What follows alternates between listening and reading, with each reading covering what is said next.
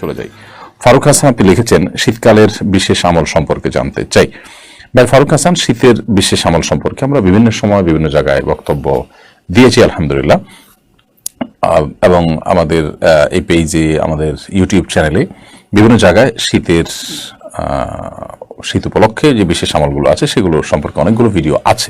তারপর আপনি প্রশ্ন করেছেন, আমরা সংক্ষেপে বলি, শীতের মৌসুম উপলক্ষে আমাদের অজুর যত্নটা বিশেষভাবে নিতে হবে, কারণ শীতে আমাদের ত্বকগুলো শুকিয়ে থাকে, অতএব খুব ডলি ডলি অজু করতে হয়। নবী সাল্লাল্লাহু আলাইহি ওয়াসাল্লাম সে বিষয়ে আমাদেরকে সতর্ক করেছেন যে আমাদের অজুর কোনো অংশ যেন শুকিয়ে না থাকে। এজন্য শীতের মৌসুমে বিশেষ করে অজুর যত্নটা নিতে হয়।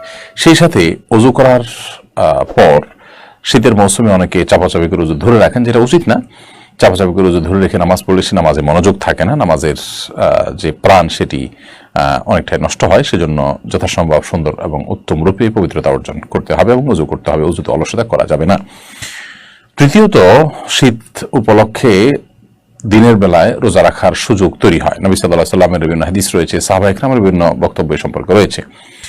শীত মৌসুমের এই রোজাকে হাদিসের ভাষ্যে বলা হয়েছে আল গানিমাতুল বারিদা আস-সাওমু ফিশ শিতা।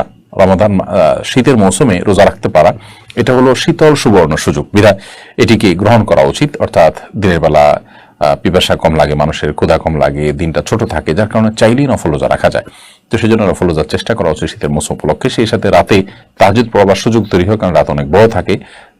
এসার পর দ্রুততার সাথে শুয়ে গেলে ভোর রাতে উঠে সালাত আদায় করা, তাহাজ্জুদ পড়াটা অনেক বেশি সহজতর হয়। সেজন্য সে আমলও করার চেষ্টা করা উচিত। শীতে আমরা মোজা পরে অজু অবস্থা, পূর্ণাঙ্গ অজু অবস্থায় চামড়া মোজা পরে সেটার উপরে মাসাজ করতে পারি। এছাড়া কাপড়ের মোজা যদি হয় তাহলে সেটা চামড়া মোজার মতোই এরকম স্ট্রং যদি হয়, অনেক দূর পর্যন্ত হাঁটা যায় এবং এক প্রান্ত থেকে অপর প্রান্ত আপনার ভিজে না যায়, ভিজাটা অপর প্রান্তে না যায়, এরকম বিভিন্ন শর্ত সাপেক্ষে সেগুলোতেও মাসাজ করা যেতে পারে।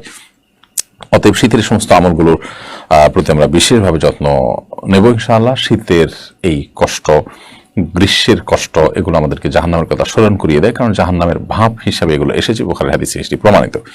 অতএব জাহান্নাম থেকে আমরা পানাহ চাইব শীতের কষ্টে যদি আমরা কখনো অতিষ্ঠ হই। এছাড়া শীত উপলক্ষে আরো বিশেষ কিছু লক্ষণীয় বিষয় আছে, সেগুলো আমরা লক্ষ্য রাখবো ইনশাআল্লাহ।